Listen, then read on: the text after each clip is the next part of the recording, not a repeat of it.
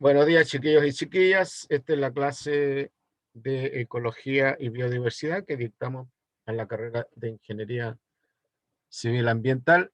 Este es nuestro último encuentro remoto. Quedan pendientes algunas tareas, pruebas pasadas y una encuesta, y aquellos que no alcancen la nota, examen. Quedó una colita pendiente de la clase pasada, y voy a retomar esa idea.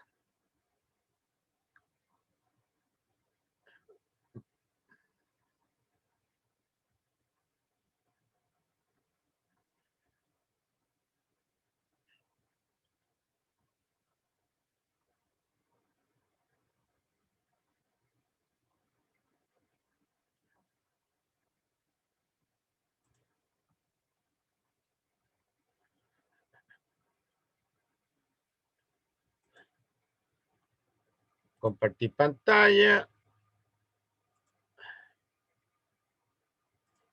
Bueno,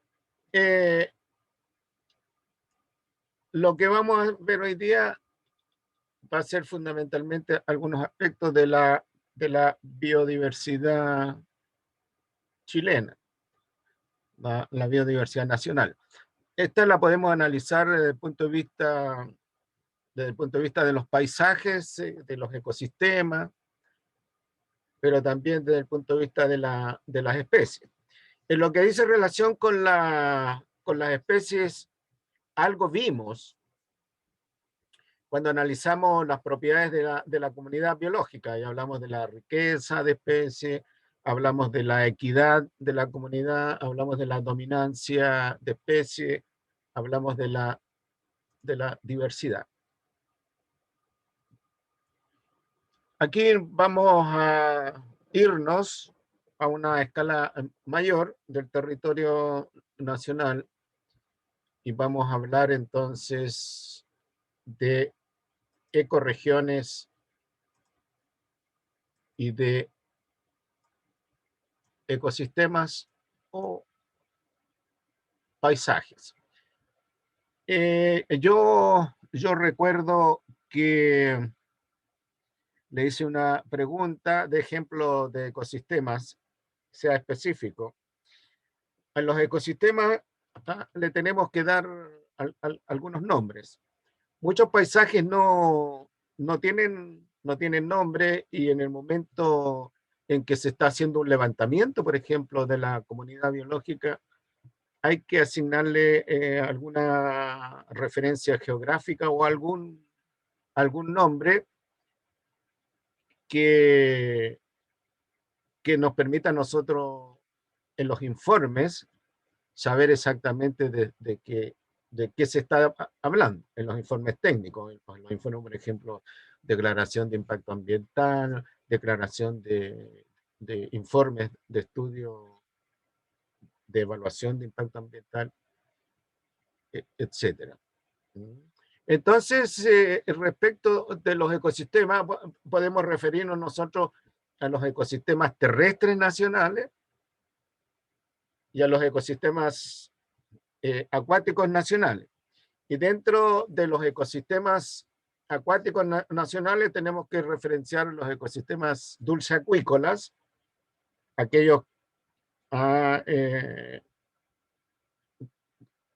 donde predominantemente es el agua dulce, aun cuando hay ecosistemas dulceacuícolas donde el agua es salada, e incluso es más salada que el agua del mar, como por ejemplo los salares en el norte de Chile. Y los ecosistemas marinos. Entonces vamos a comenzar a darle una miradita a los ecosistemas terrestres. Entonces, en función de la altitud en que está el ecosistema terrestre, ¿no es cierto? Hablamos del conjunto de ecosistemas terrestres de tierras bajas, aquellos que que están a nivel de la costa o aquellos que están a media montaña, en contraposición a los ecosistemas que están en la mera montaña, la montaña de los Andes. Dentro de los ecosistemas de tierras bajas, los que están, como digo, cercanos a la costa o en la media montaña, tenemos nosotros los ecosistemas de desiertos, que en el caso particular nuestro van desde La Serena al norte y se continúan, por supuesto, en el Perú. Y localmente entonces tienen distintos nombres, como por ejemplo el desierto de Atacama. El desierto de Atacama es un ecosistema, ¿no es cierto?, que existe mayoritariamente en Antofagasta, no existe en Atacama. Y, ¿no es cierto?, localmente pueden tener otros nombres, como por ejemplo la Pampa del Tamarugal. Después tenemos nosotros el matorral estepario, a medida que nos vamos moviendo del norte hacia el sur. Y ya a la altura de tal vez Tongoy, hacia el sur, tenemos nosotros el bosque esclerófilo. ¿Qué se entiende por bosque esclerófilo? ¿No es cierto? Aquel paisaje dominado por árboles de hoja dura. Son árboles bajos. También nosotros le llamamos el matorral esclerófilo. Árboles o arbustos de hoja dura. Bueno, a la altura de Tongoy hay algunos sectores, sobre todo fondos de quebrada, ¿cierto?, que todavía mantienen ese bosque, pero en general por alteración humana y por cambios del clima, ese bosque se ha ido degradando. La expresión máxima de este bosque está en la zona central, central de Chile. Hay un par de parques nacionales ahí, como el Parque Nacional Río Clarillo, que está hacia la media montaña, que es un bosque esclerófilo típico. Después tenemos nosotros el bosque de hoja caduca, donde los individuos, los árboles son más altos, que en el caso del bosque esclerófilo. Acuérdense que también se llama matorral esclerófilo. Bosque esclerófilo. Perdón, bosque de hoja caduca. También se llama bosque de hoja, bosque caducifolio, también se llama así. Para hacer referencia al bosque, que durante el otoño a ese bosque se les caen las hojas. Bosque caducifolio. Después, más al sur, tenemos un bosque más enmarañado, con árboles más altos, de hoja ancha, siempre verde, que se llama bosque laurifolio. Laurifolio quiere decir hoja ancha. Hacia la cordillera, en la zona centro-sur de Chile, tenemos nosotros el bosque siempre verde,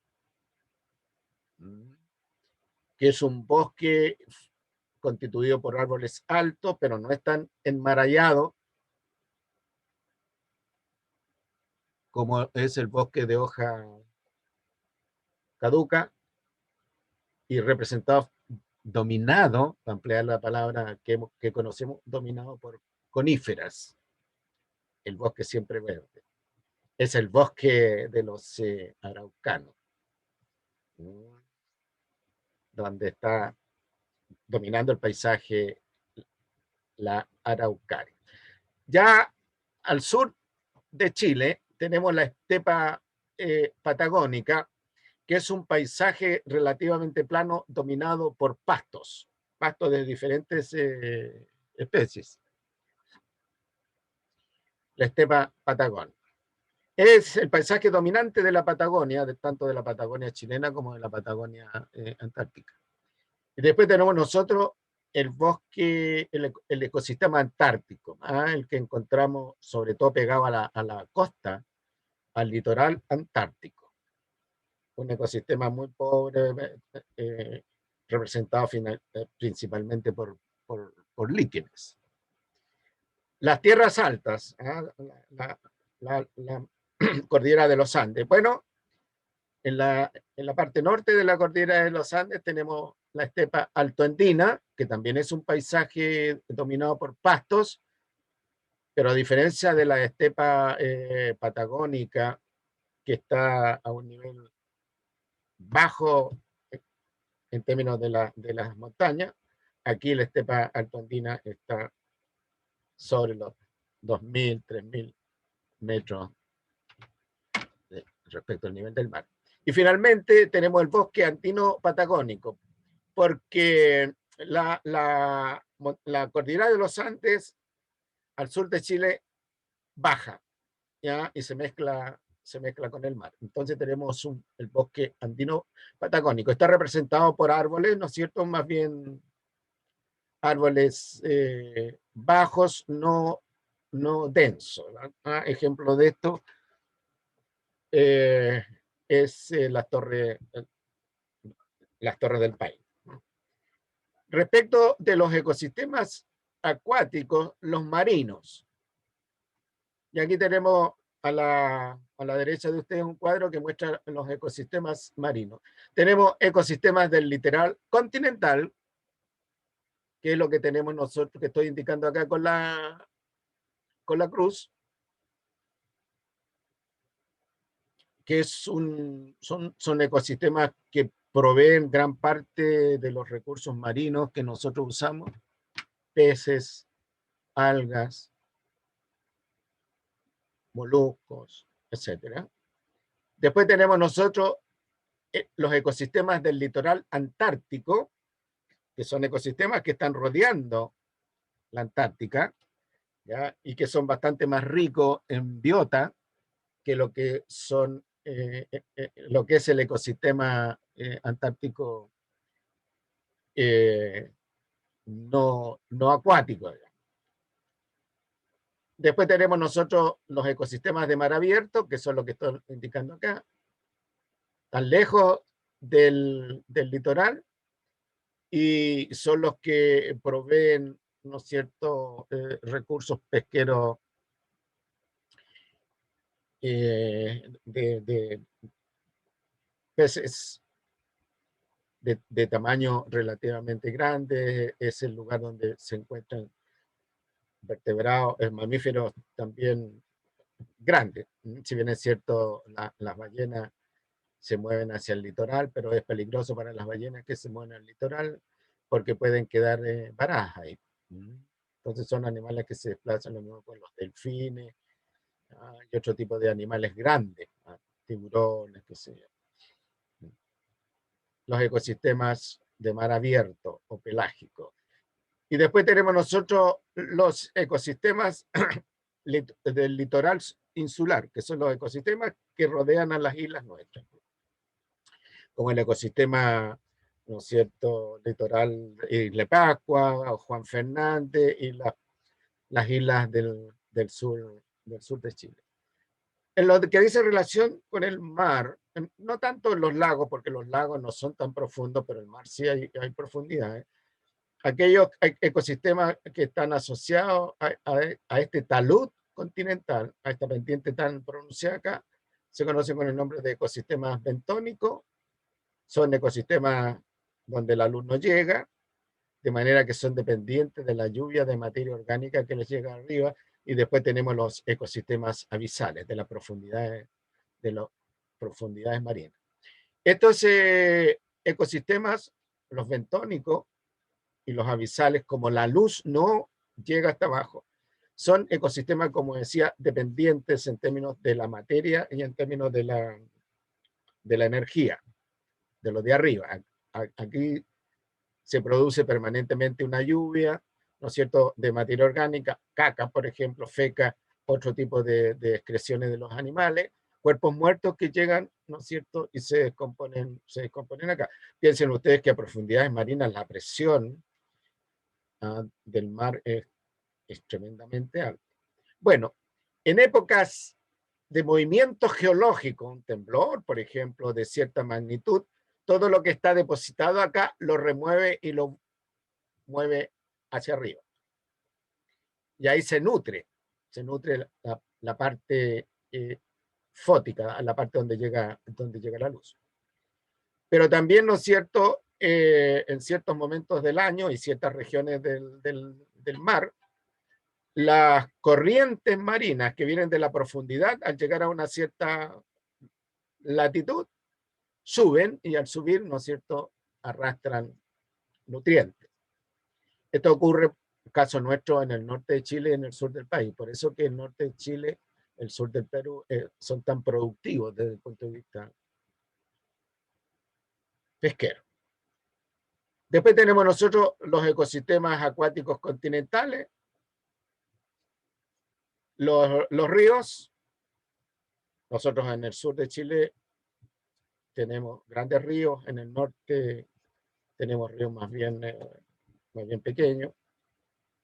Después los lacustres, lagos también en el sur de Chile tenemos grandes lagos, al norte no hay grandes lagos.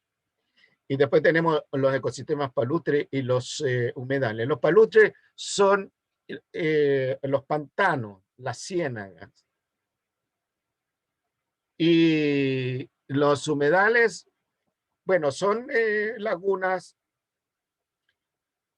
que tienen características también de pantanos o de ciénagas. Pues nos podemos encontrar nosotros a nivel de la costa como a nivel de los 3.000, 4.000 metros sobre el nivel del mar. Por ejemplo, aquí en la zona nosotros tenemos el humedal El Culebrón. Tenemos nosotros el humedal de Ponte Teatino, que son relativamente pequeños. Generalmente las desembocaduras de los ríos, no el caso del río Elqui, pero la desembocadura de los grandes ríos,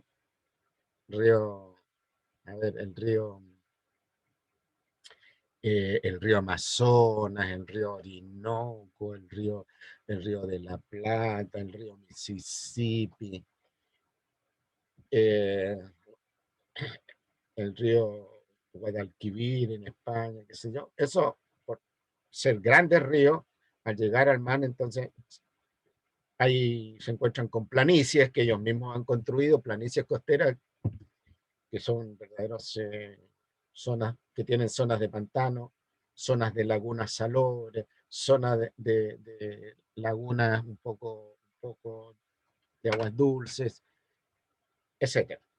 Ahora los humedales a nivel nacional están tomando cada vez más importancia. Aquí el humedal el Culebrón, ¿no es cierto?, tiene importancia desde el punto de vista de ser lugares donde hay concentración de aves costeras, y también podemos encontrar nosotros algunas aves propiamente terrestres, ¿no?, que llegan ahí, qué sé yo. En otras partes del mundo, ¿no es cierto?, cuando hay grandes humedales, bueno, hay importancia pesquera y por importancia turística, donde se hace tours, por ejemplo, por el humedal, conociendo los distintos sitios que hay, las industrias, las casas, etcétera. Son lugares, como digo, desde el punto de vista turístico importantes. Los humedales, Las Vegas en la alta montaña son importantes porque proveen un lugar de vida para guanacos, para las aves de la alta montaña, para aves migratorias, pero también proveen pasto para el ganado. Puede ser ganado nativo ahí, el ganado silvestre, qué sé yo, guanacos, por ejemplo, pero también el ganado doméstico, vacas, caballos, ovejas, cabras, etc. Y después tenemos los ecosistemas insulares, las islas.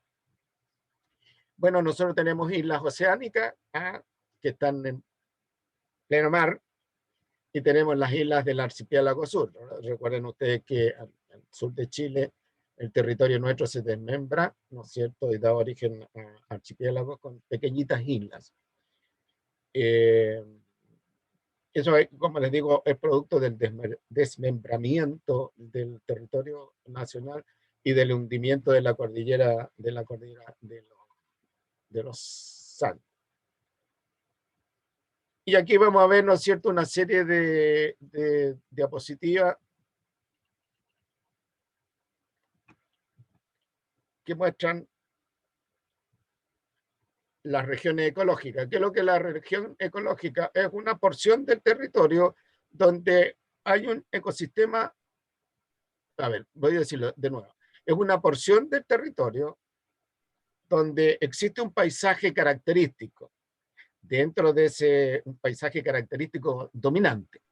Y dentro de ese paisaje característico dominante vamos a encontrar nosotros ecosistemas determinados. Llámese Río Loa, por ejemplo, llámese la quebrada de Camarones, etc. Entonces tenemos la región ecológica, nuestro desierto, que ocupa, como digo, del norte, que va desde La Serena, fíjense usted, hacia el norte. No es un desierto cálido, es un desierto templado, por la cercanía del mar.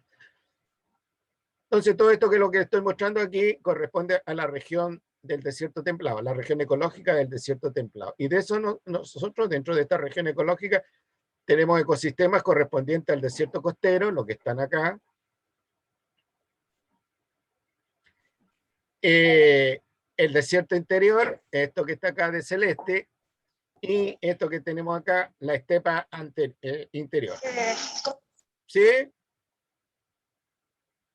¿Pregunta?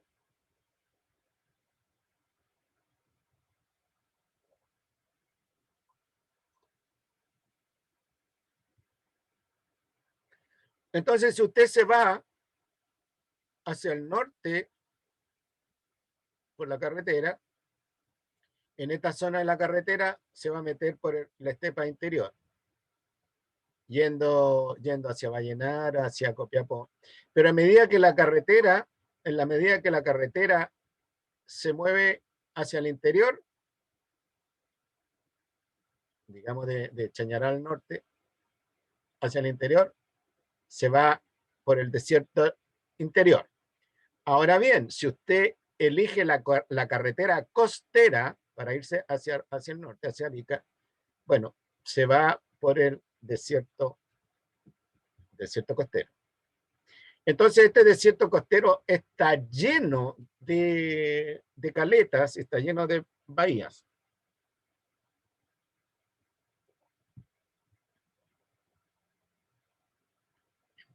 Y en la zona norte, además nosotros de tener el desierto costero, desierto interior, la estepa interior, bueno, eso que estoy mostrando yo corresponde a la región ecológica alto andino, que les voy a mostrar a continuación. Aquí tenemos nosotros el paisaje característico. Esto yéndonos hacia el norte por la estepa interior. Esta es la vista del sur del desierto costero.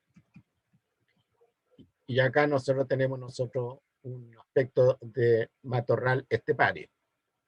Arbustos bajos, ¿no es cierto?, separados entre sí por una distancia importante, se nota aquí muy bien. Ahora, en épocas de lluvia, este matorral toma esta característica y muchas veces, ¿no es cierto?, esto que estoy mostrando yo se llena de flores, que es lo que se llama el desierto florido. Y después tenemos, siempre en el mero norte, la región ecológica de la montaña andina. Tenemos la zona del altiplano, la zona del altiplano, ¿ya? Y esta es la zona de la estepa andina. Note que acá está Coquimbo, de tal manera que usted, si se mueve en dirección a Argentina, por ejemplo, va a atravesar en algún momento la estepa alto andina. Aquí tenemos nosotros un paisaje característico de la zona altiplánica, ¿ya? En el límite con Perú y Bolivia. Esto es lo que tenemos nosotros acá, el humedal. ¿Ya? Humedal, donde hay zonas pantanosas, donde hay zonas de pequeños lagos y zonas de pradera, es decir, unidades de paisaje dominadas por pasto. Esto un poquito más al sur, esto es la estepa alto andina. Noten de nuevo arbustos separados, ¿no es cierto?, con una cierta distancia. Como esta zona tiene menos lluvia que la zona de la estepa que yo les mostré recién, raramente hay un estrato verde, un estrato herbáceo verde entre estos espacios. Y no hay floración de nada. Del estrato herbáceo me refiero. Bueno, los arbustos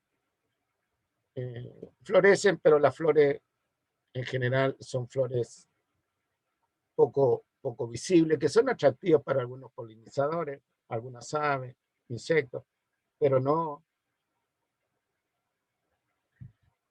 para nosotros, como lo es el desierto florido. Si tienen alguna consulta al respecto, me interrumpen. Y aquí tenemos nosotros el paisaje típico de la estepa alto andina, de nuevo estepa. Aquí no es un arbusto, sino que es una mata de paja. Le llaman, a este pasaje le llaman pajonal. Y noten los espacios, ¿no es cierto?, abiertos que hay entre mata y mata. Y eso, vean ustedes que es pura piedra.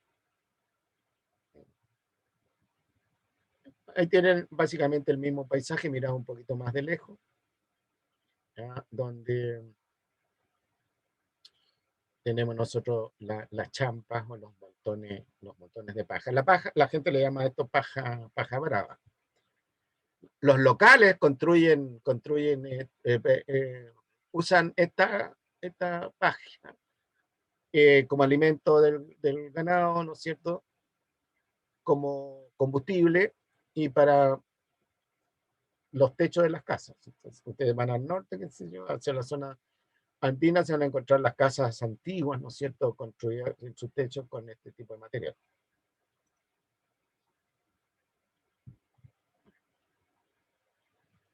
Después tenemos nosotros la región ecológica del bosque o matorral esclerófilo. Esto ya es la zona, como le dije, de Tongoy al sur, pero se da de preferencia en la zona central de Chile, Valparaíso, Santiago. Entonces, acá nosotros tenemos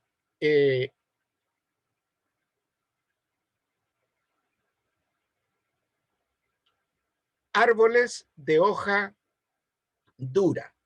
Este es un bosque aromático. Después que llueve, el aire se llena de aroma. Los árboles no son muy altos, por eso que también, como dije, se llama bosque esclerófilo. Aquí tenemos nosotros un ejemplar de la palma chilena, un ejemplar, una especie que está protegida por ley. Este es el Parque Nacional La Campana. Si usted va fuera de este parque, ya usted va a encontrar este paisaje absolutamente degradado, talado. Se ha usado bastante para agricultura. Este es un matorral o bosque bastante denso, ¿no?, donde la penetración no es tan fácil. Es esta zona. Entonces, como digo, repito, para que quede claro, esta es una región ecológica, una porción del territorio relativamente grande. Y dentro de esta región, por supuesto que no se va a instalar nunca un proyecto, porque de instalarse un proyecto tendría que ser un proyecto muy recontra grande. ¿Ya? Entonces se instalan en algunas porciones de esta región. Y esa porción se le llama el ecosistema. Especialmente si tiene alguna unidad natural, por ejemplo, puede ser una cuenca, ¿ya? O puede ser una quebrada o una planicie.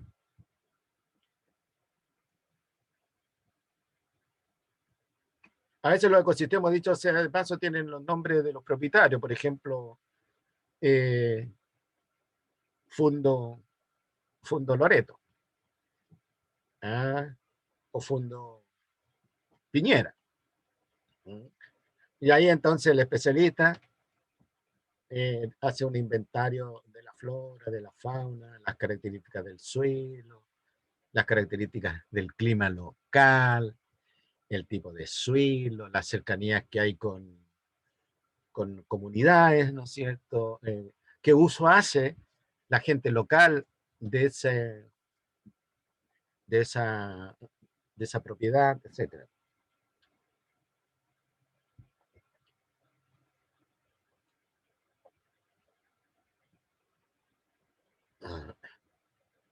Después tenemos el bosque caducifolio, ya que está por aquí.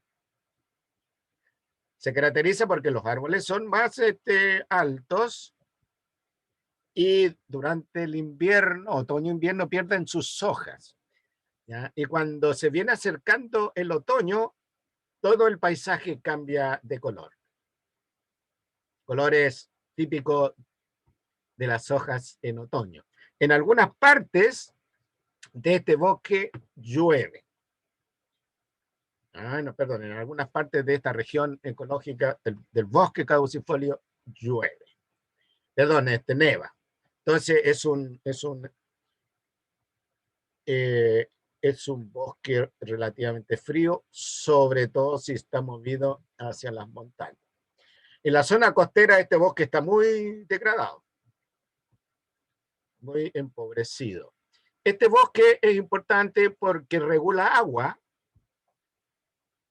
la dinámica del ciclo hidrológico.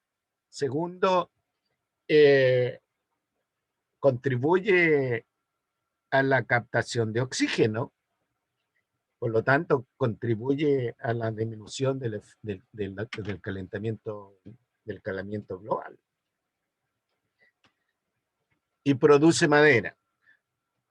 Bueno, recién nosotros nos estamos dando cuenta, no digo recién de hoy día, sino que de los últimos 20 años, la importancia del bosque, por ejemplo, en el ciclo del agua. La importancia del bosque en, en la captura de anhídrido carbónico. Y la importancia, ¿no es cierto?, en bajar la tendencia al calentamiento global. Y la importancia, ¿no es cierto?, del bosque como lugar de vida de la biota y de la flora silvestre. Porque ya los países, unos más, otros menos, se están dando cuenta de la importancia que tiene mantener y proteger la biodiversidad de, de su vida silvestre. No solo en términos de los animalitos, de las plantas, sino que también en términos de los paisajes. Y esto, por supuesto, también tiene una importancia turística para los que les gusta tomar las fotografías del paisaje, ¿no es cierto? O fotografía de la flora, fotografía de la biota. Para nosotros fue muy evidente la producción de madera en sus inicios. Y bueno, se cortaba el bosque y el otro. Pero en los últimos años la importancia de estos sistemas naturales ha ido aumentando, se le han ido reconociendo distintas funciones. Estas cosas se llaman servicios ecológicos o servicios ecosistémicos. Por lo tanto, el país los debe proteger y además el país tiene la presión mundial para proteger estos sistemas forestales. Por el rol que tienen, repito, en el ciclo biogeoquímico del anhídrido carbónico, del oxígeno y del agua.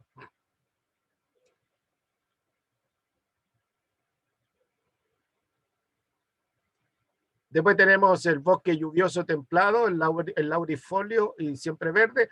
Es claro que por lo cual es templado, no es un bosque lluvioso tropical. Si estuviéramos nosotros cerca del Ecuador, tendríamos un bosque lluvioso tropical. Pero aquí tenemos un bosque lluvioso templado, por la cercanía del mar. De nuevo. Y aquí tenemos el bosque laurifolio, el bosque de hoja ancha, que está más bien movido hacia la costa, y el bosque siempre verde, el de hoja eh, en aguja, como, como los pinos. El bosque siempre verde está desplazado, ¿no es cierto?, hacia la cordillera, ambiente muy frío, y la especie dominante del bosque siempre verde es la araucaria, bueno, que tiene importancia cultural para nosotros, por ser, ¿no es cierto?, una especie icónica del pueblo mapuche. Bueno, ahí tienen el bosque, distintos paisajes del bosque, y notarán entonces que los árboles son bastante grandes, hoja verde intensa, hoja ancha.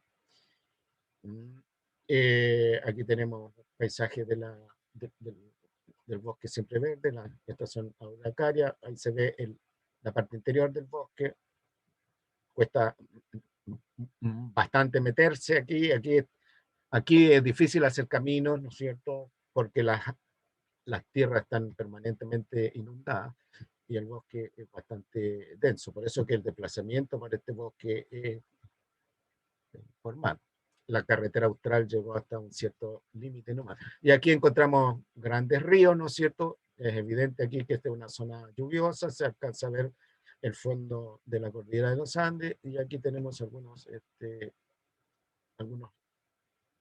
algunos cuerpos de agua dulce, ¿no es cierto? En medio cerrada por el bosque. Y después tenemos la etapa patagónica, el mero sur de Chile, con Argentina, que esto que está acá, ahí, es una zona que llueve más bien en forma sólida, en forma de nieve. Hace mucho viento y las temperaturas, por supuesto, son bajas. Entonces, este es una estepa patagónica, donde la especie dominante es una hierba, ¿no es cierto?, un pasto que sobrevive las bajas temperaturas y los fuertes vientos.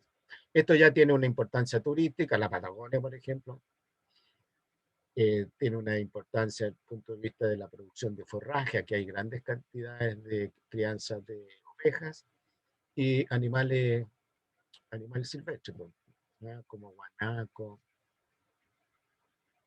ñandúes y algún otro depredador. Después tenemos las islas del Pacífico Sur, las islas del archipiélago sur, que son todas estas islas que están acá. Algunas relativamente grandes, otras, miren, donde esté chiquitita. Por, una, por alguna de estas islas hemos ido nosotros, hemos estado a punto de irnos a la guerra con Argentina. Estas islas tienen importancia estratégica tanto para argentinos como para chilenos. Y recuerden que durante el gobierno militar, varios jerarcas del gobierno anterior a los militares fueron destinados a vivir acá. Estas son islas, la vida acá es bastante inhóspita, mucha lluvia, mucho aislamiento. Y como se darán cuenta, solo se llega por barco a construir aeropuertos, menos que sean para aviones chiquititos, no compensa. Después tenemos las islas oceánicas, estas que están aquí, que están en medio del océano. No están en el mero sur, sino que están bien movidas hacia el norte. La isla San Félix y San Ambrosio, las polinésicas, Rapa Nui, Sala y Gómez y la isla de Juan Fernández. Todas tienen un aspecto boscoso. por el aislamiento de estas islas, ¿ya? Estas islas, por el aislamiento geográfico de las islas, hay mucho endemismo vegetal, muchas especies características de la vegetación de este lugar, ¿ya? Es endémica de esas islas. Ahora, ya que hablo de vegetación, bueno, lo que ustedes están viendo corresponde a la vegetación. Entonces yo le digo, mire, caracteríceme lo que está viendo. Entonces, yo estoy viendo una vegetación arbórea. Bien.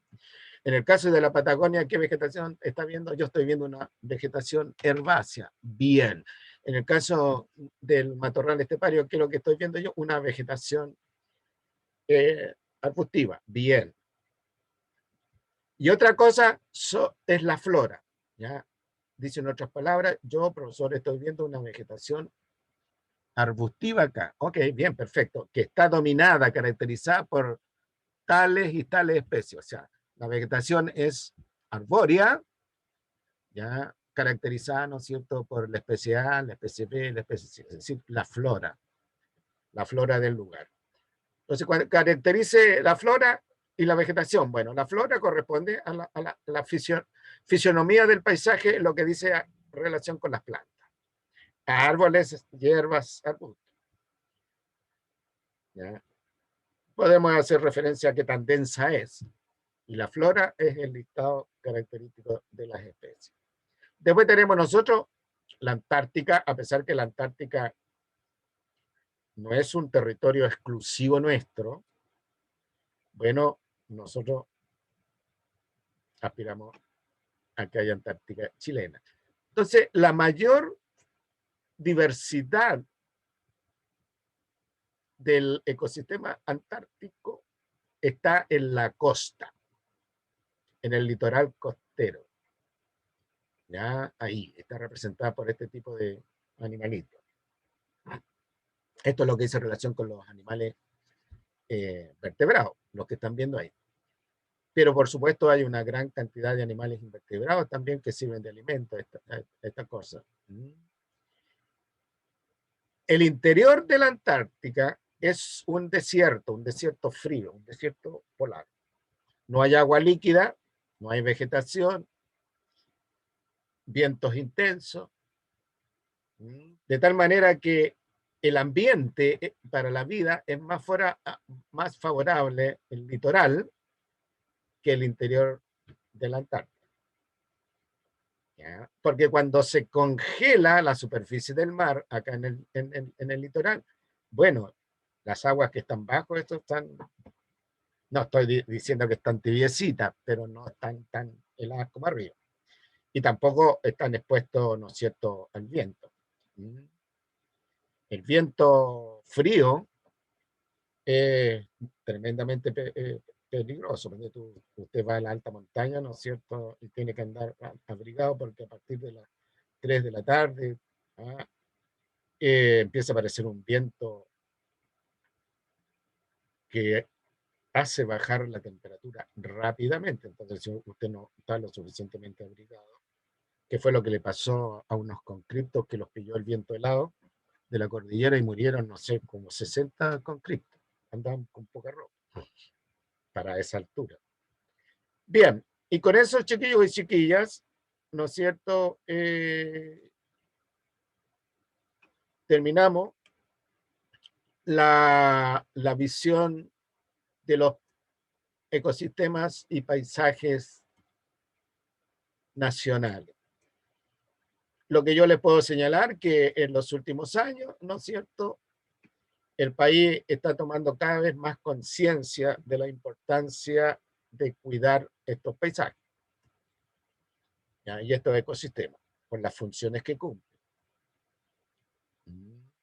Tanto en beneficio nuestro como en beneficio de otros seres vivos y como en beneficio en general de la naturaleza. Por supuesto que muchos de estos ecosistemas ya están alterados por la actividad industrial, por la actividad agrícola, por la construcción de ciudades, etcétera. Por lo tanto, hay una serie de leyes, una serie de reglamentos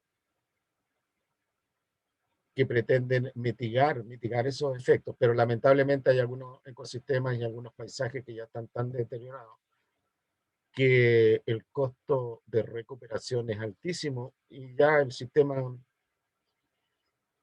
no vuelve a sus, no vuelve cerca de él, ni siquiera de sus orígenes. Es como alguien que está moribundo, ya no se puede hacer nada más. Hay que dejarlo que se muera, ¿no? Eh, Ustedes entonces, sobre todo los que vayan a trabajar la minería hacia el norte, se van a encontrar, ¿no es cierto?, operando con sistemas como paisajes como el que le estoy mostrando ahora.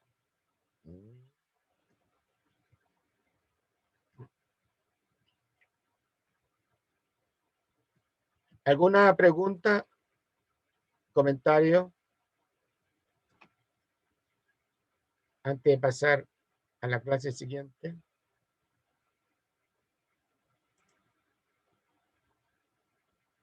No, profe. Bien. Bueno, ¿cuáles son los problemas que tenemos nosotros con la biodiversidad? La problemática de la biodiversidad chilena. Fíjense ustedes que estos son hot spots, o sea, se llaman puntos calientes de biodiversidad definidos a nivel mundial. Y nosotros estamos aquí de tal manera que desde un poquito al sur de Santiago hacia el norte, ¿ya?, a nivel mundial se declara un punto caliente de biodiversidad. Aquí en la región de Coquimbo, la región de Atacama, son puntos calientes de diversidad vegetal y probablemente de diversidad animal en el caso de los insectos, pero no está muy claro. Pero en el caso de la diversidad vegetal, sí. Nosotros, fíjense ustedes que la flora de esta región, sobre todo la flora costera de esta región, Atacama, Coquimbo, es más diversa que la flora del sur de Chile. ¿Dónde está la diferencia? En la vegetación. Pues la vegetación, ¿no es cierto?, del sur de Chile, de los ecosistemas de Chile, es una vegetación típicamente arbórea. Pero la riqueza de especies que constituyen ese bosque es menor que la diversidad de la flora que constituye la vegetación de esta región del país.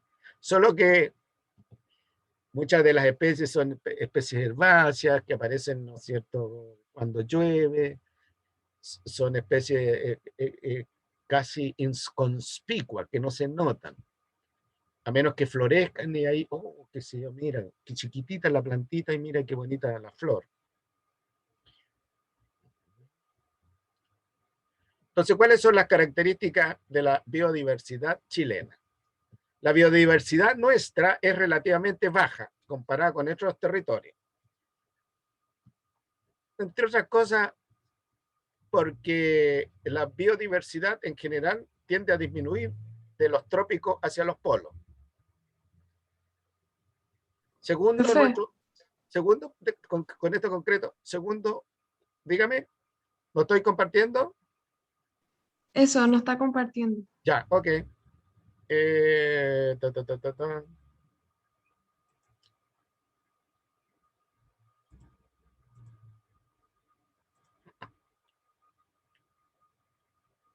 Ahora sí. Sí, ahora sí. Ya, gracias. Entonces, ¿cuáles son las características de la biodiversidad? Como decía, la biodiversidad es relativamente baja comparado con otros territorios. De partida, ¿no es cierto? A nivel mundial, la biodiversidad tiende a disminuir a medida que nosotros vamos de los polos hacia los, perdón, nos vamos desde los trópicos hacia los polos. Dicho en otras palabras, territorios que están ubicados alrededor del Ecuador son más diversos. Por ejemplo, Costa Rica, Panamá viven de la biodiversidad con fines turísticos. Y además nuestro territorio es relativamente pequeño y además está aislado por la cordillera de los Andes, por el desierto, por la Antártida y por un mar extenso. ¿Ah? Lo anterior, ¿no es cierto?, se debe a, como dice, la posición geográfica del territorio, tamaño relativo del territorio, características climáticas del territorio y la relativa juventud de gran parte de nuestro territorio. No, recuerde que gran parte de nuestro territorio, la zona norte, estuvo cubierta por mar una gran parte del tiempo. Por eso si usted está en la alta montaña del Valle del Elqui o en la alta montaña del Valle del Limarí, del Choapa, va a encontrar depósitos de concha, conchales que le llaman. Pero, si bien es cierto, la biodiversidad es baja comparada con otras regiones del mundo, el endemismo, lo que es propio nuestro, es relativamente alto. Esto se debe a gradientes climáticas altitudinal y latitudinal. ¿Qué quiere decir una gradiente climática? Por ejemplo, el cambio de la temperatura, el cambio de la precipitación que se da en forma gradual desde la zona norte a la zona sur, ¿ya? Por la costa. O bien el cambio en temperatura, precipitación, radiación, qué sé yo, que se da en forma gradual desde el mar hacia la cordillera. Piensen ustedes que la distancia que hay entre La Serena y el límite con Argentina, pues, en línea recta, son menos de 200 kilómetros. Y usted cuando se va en auto, el paso, la altura del paso para pasar a Argentina, creo que está alrededor de los 4.000 metros de altura sobre el nivel del mar. Y en esa zona tenemos nosotros un cerro, Cerro Las Tórtolas se llama, que bordea los 6.000 metros de altura. Entonces la pendiente es muy alta. Por eso es que cuando llueve en la alta montaña y se producen los deshielos, el agua baja a favor de la pendiente con mucha fuerza. La fisiografía del territorio continental. ¿Qué quiere decir eso? La fisiografía del territorio continental. Que nosotros mezclamos, ¿no es cierto?, planicies con quebradas y montañas, ¿no es cierto?, que pueden ser relativamente bajas, como la cordillera de la costa, pero montañas relativamente altas, como la cordillera de los Andes. Y el aislamiento geográfico, lo que he señalado recién, el aislamiento geográfico, ¿no es cierto?, provocado, este es el aislamiento geográfico histórico, pero en estos momentos nosotros no estamos aislados, sino nos estaríamos llenos de virus, del famoso coronavirus. Porque el aislamiento geográfico se fue al tacho con el movimiento, ¿no es cierto?, de la gente a través de aviones o barcos. Pero históricamente, para que un animalito, una planta se moviera, ¿no es cierto?, de Australia, imagínense, a Chile, miren la distancia que tenía que recorrer. Entonces, en términos de origen de la flora o de la fauna, el aislamiento geográfico ha sido importante.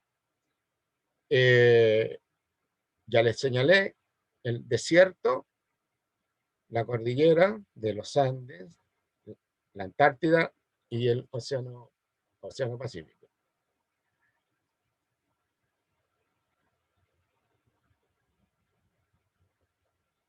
¿Cuál es la diversidad taxonómica de Chile y los endemismos que hay?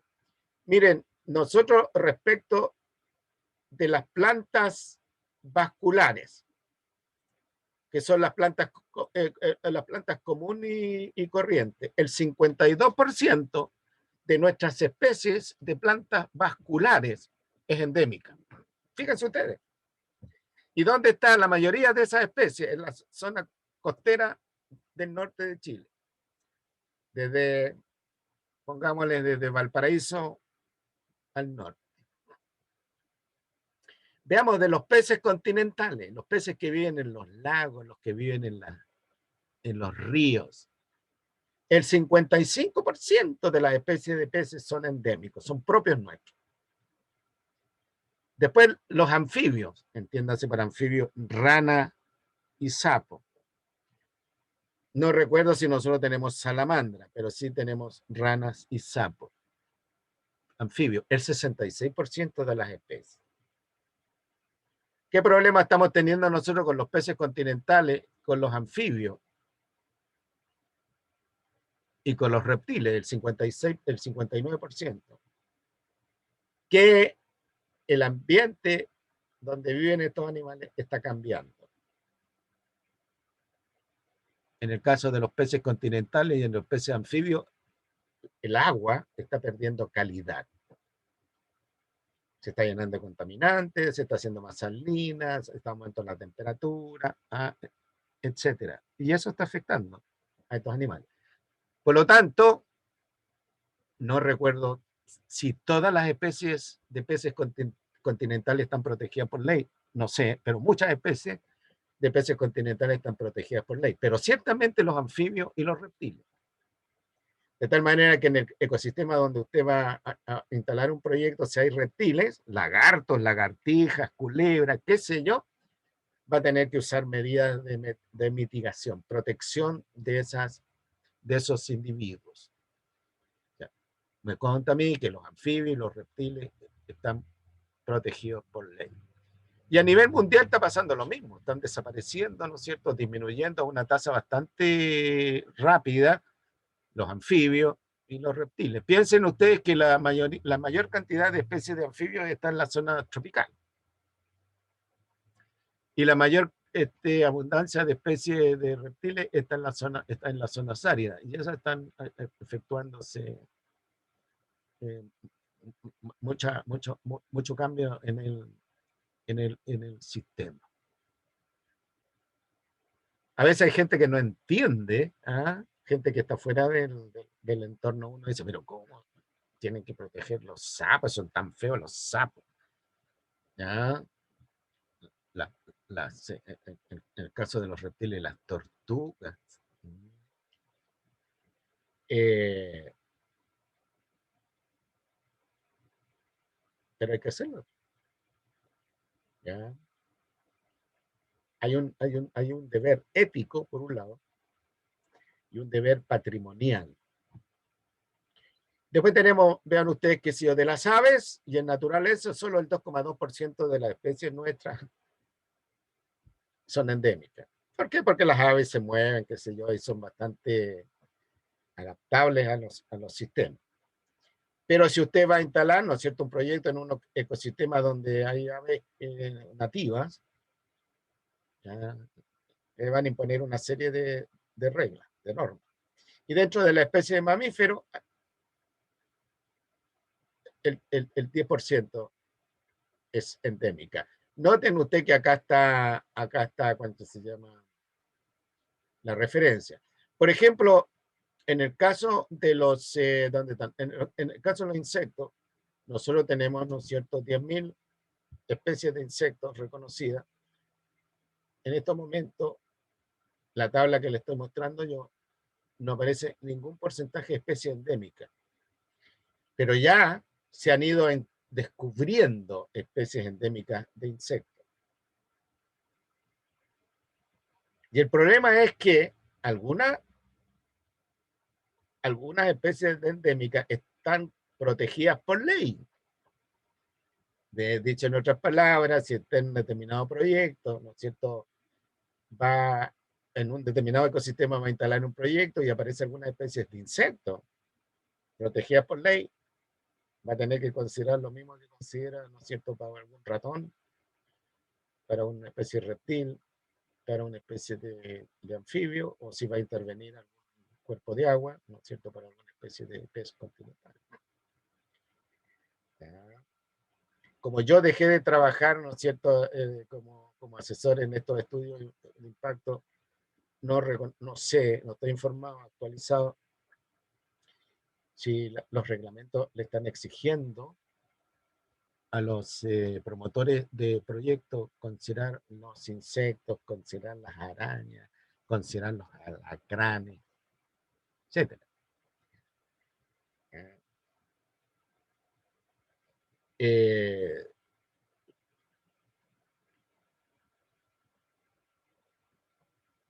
Nota que nosotros tenemos aproximadamente unos 31.000 especies reconocidas. Como decía hace un momento, ya las aves, los mamíferos a nivel mundial están conocidos. Tenemos algunos problemas con los reptiles,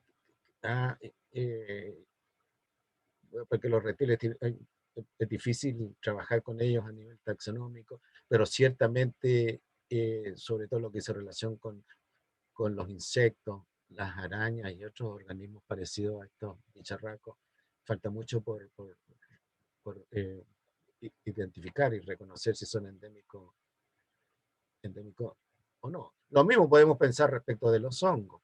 Hay 3.300 especies en el interior de un bosque, puede que haya alguna especie endémica de hongo.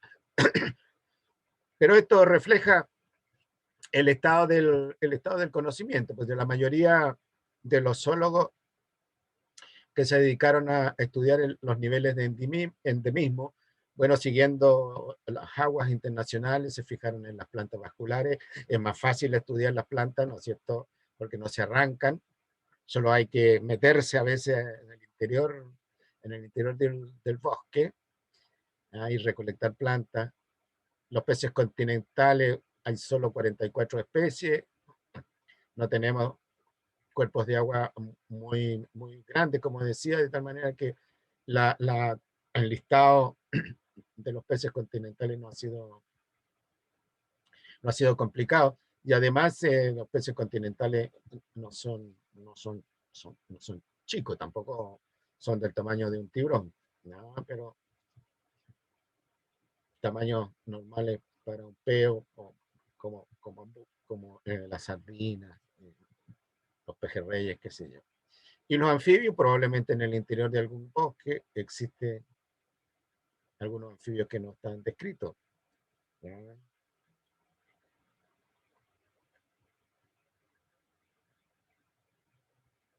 ¿Cuáles son las amenazas a la biodiversidad chilena? La amenaza a los paisajes, a los ecosistemas y a las especies que les he mostrado nosotros. Nosotros no nos podemos preocupar mucho de las especies que no son endémicas, ¿verdad? Porque están en todas partes del mundo. Y como muchas de ellas son bastante movedizas, bueno, se eliminaron en alguna parte y después volverán. Pero las especies endémicas, que son propias de un determinado territorio, de un determinado ecosistema, ahí es más difícil, porque no hay en otras partes del mundo, a menos que estemos hablando, ¿no es cierto?, de un zoológico o de alguna cosa parecida. ¿Cuáles son las amenazas? Cambio en el uso del suelo, un cambio muy rápido en el uso del suelo, determinado fundamentalmente por la industrialización, agricultura y urbanismo. Vea usted cómo se ha ido expandiendo, por ejemplo, ¿no es cierto?, Santiago. La misma Serena, Coquimbo, cómo se han ido expandiendo. Introducción de especies exóticas y su dispersión.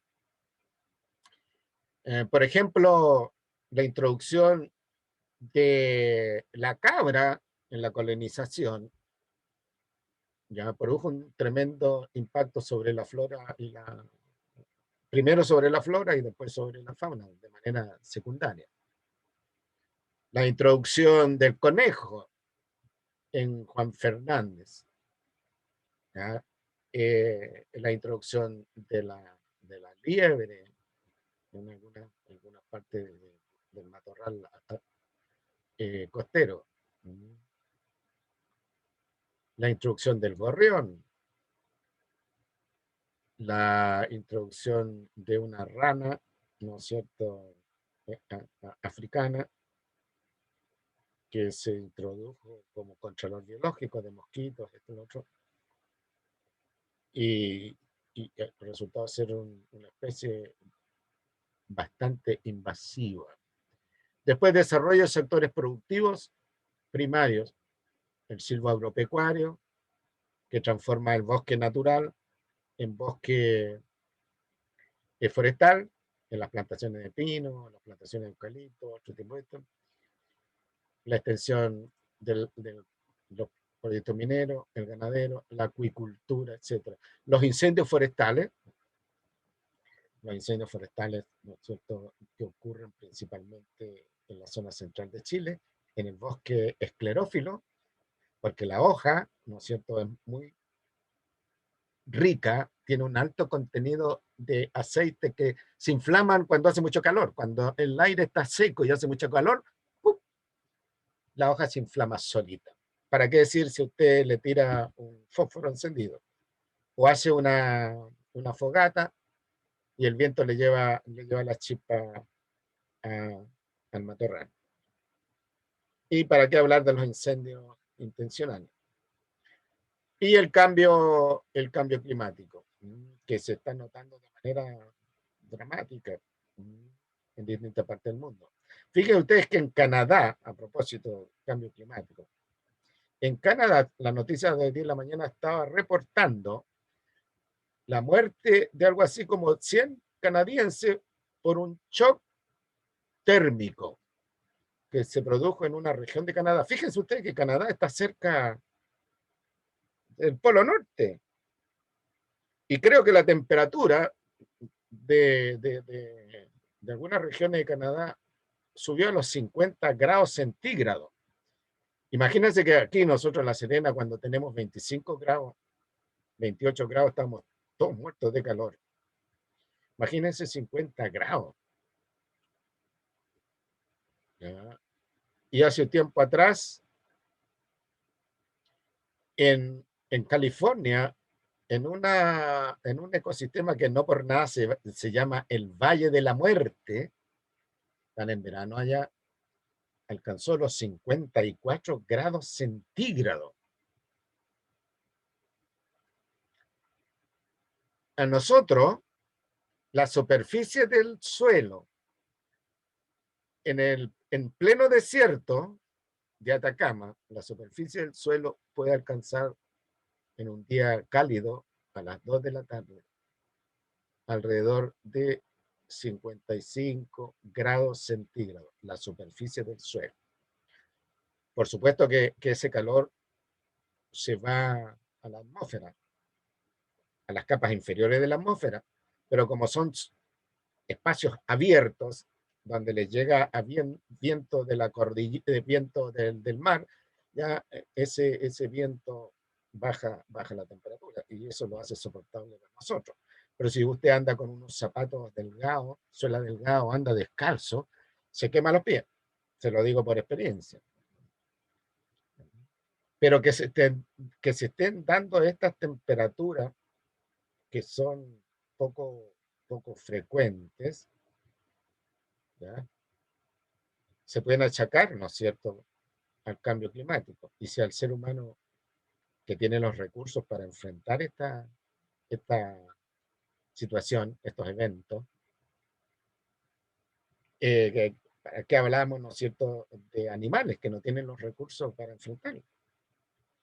O plantas que no tienen recursos.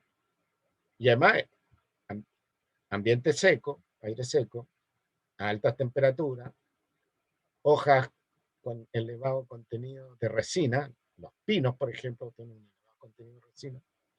Bueno, se hacen los incendios naturales, espontáneos, ¿no es cierto? O bien algún imprudente que tiró una colilla. A lo mejor una colilla podría no generar ningún efecto en un bosque húmedo. Se ahoga la colilla, se muere, ¿ya? Pero en un bosque cuya hojarasca está seca y rica en resina, ¡pum!, explota. ¿Ya? Y el bosque no se desplaza en estas situaciones, el fuego no se desplaza en forma continua, sino que se desplaza a salto. ¿Ya? O sea, puede saltar de 10, 20, 30 metros el fuego. Y entre medio, ¿no es cierto?, no es nada. Cuando el follaje del bosque está incendiándose, el fuego, por lo general, en estos tipos de ambientes y bajo estas condiciones, ya no se va desplazando en forma continua, sino que se va a forma de salto. ¡Pum! Y eso vuelve loco a los bomberos forestales. Y además los ponen en riesgo, ¿no es cierto?, que queden encerrados, ¿no es cierto?, en medio, de un fuego, porque el fuego saltó hacia, para acá, y esto y lo otro, y se generó en el interior, ¿no es cierto?, un lugar sin fuego, pero rodeado por un anillo de fuego que los tipos no pueden, o tipas no pueden salir. Ha pasado ese tipo de accidente. Bueno, y esto entonces es lo último que yo me comprometí a tratar de ustedes para terminar, ¿no es cierto?, de manera tranquila y con un cierre natural. Algunas cosas las tuve que tijeretear. Pero nos quedan 15 minutos para resolver todas las dudas, comentarios, contribuciones que quieran hacer ustedes.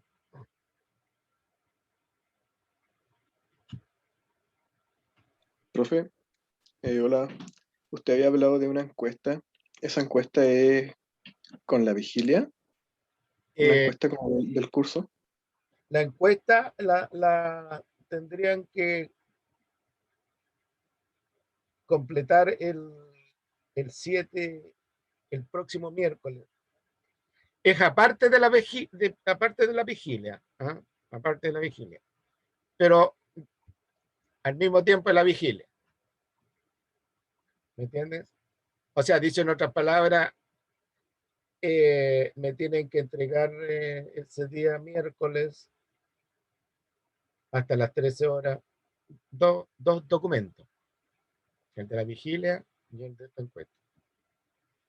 Por eso que la recomendación es que no dejen la vigilia para última hora, pues ya, yo asumo que en estos momentos,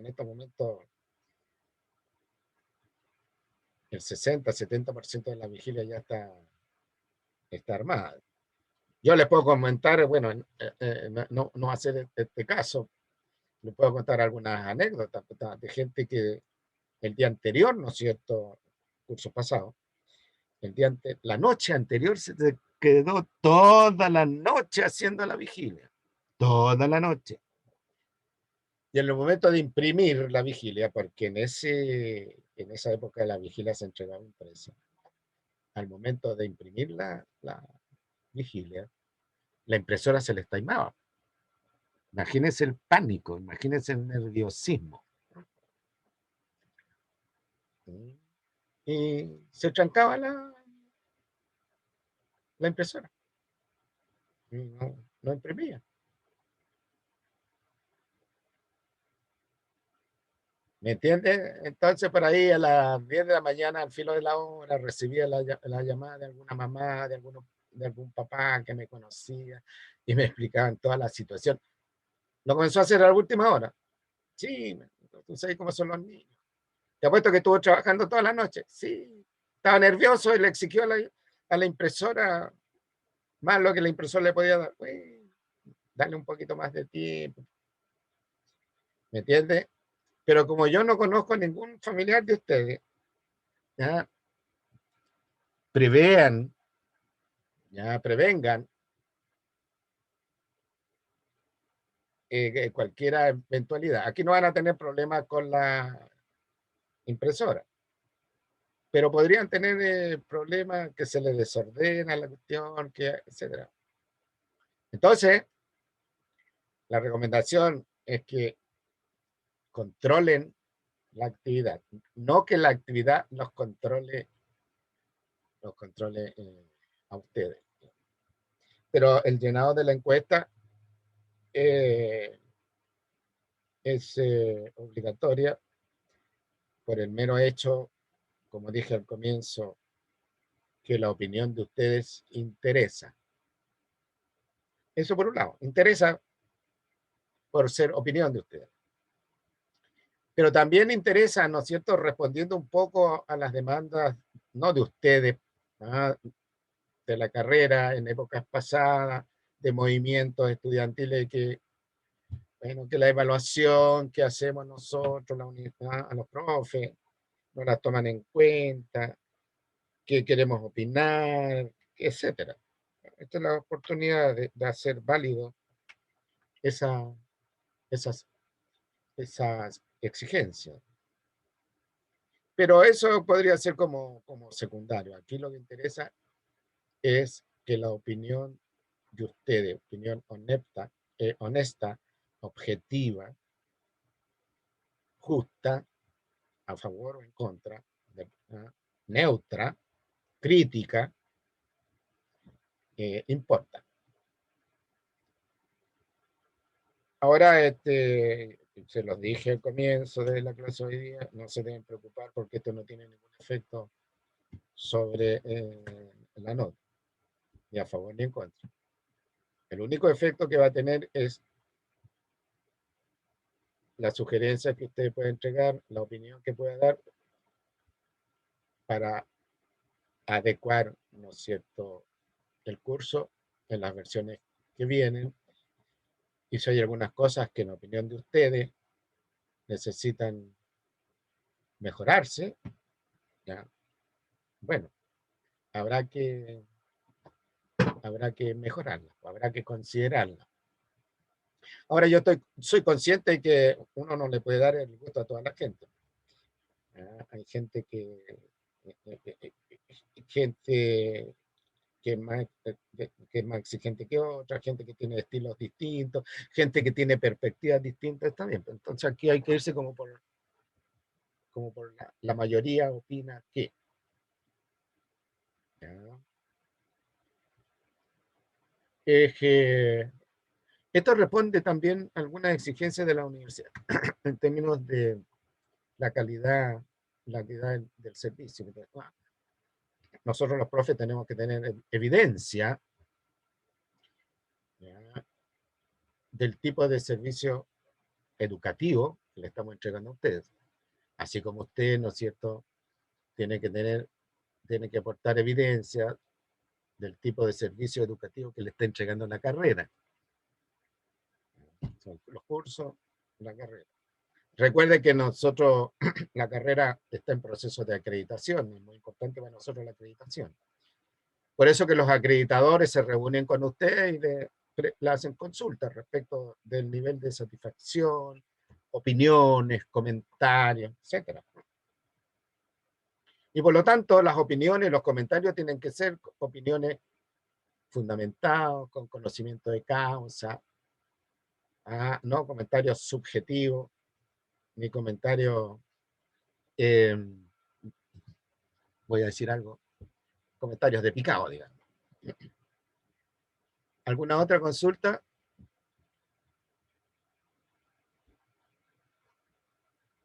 ¿Algo claro que quiera comentarse? ¿Algo que se quiera comentar?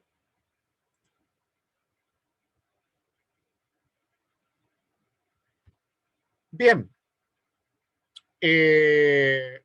Yo me voy a comunicar con usted vía correo Moodle, así que estén atentos a los correos que les pueda mandar yo. De hecho, les voy a mandar precisando las instrucciones para el envío de los documentos que faltan. Espero que le vaya bien en el término del semestre, que no terminen muy agotados y que tengan un buen descanso, digamos. Un descanso productivo, en el sentido que se relajan lo suficiente como para comenzar el segundo semestre bien. ¿Algo que agregar? Bien, Yo no, entonces, profe. chiquillos y chiquillas, voy a dejar de compartir y voy a finalizar la